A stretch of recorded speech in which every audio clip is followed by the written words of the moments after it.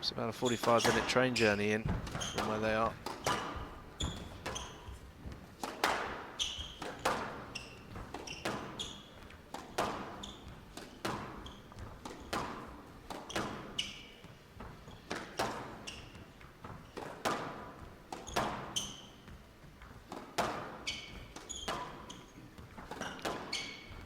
It's quite an interesting picture with him and Canary talking about hair colours.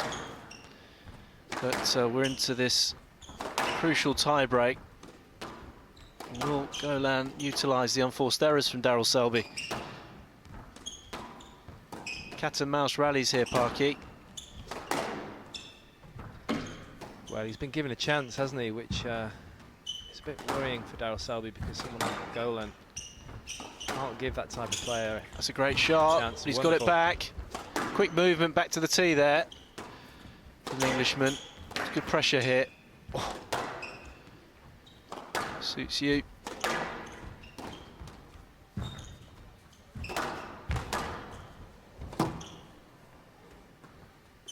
Oh, that was quite beautiful from Golan.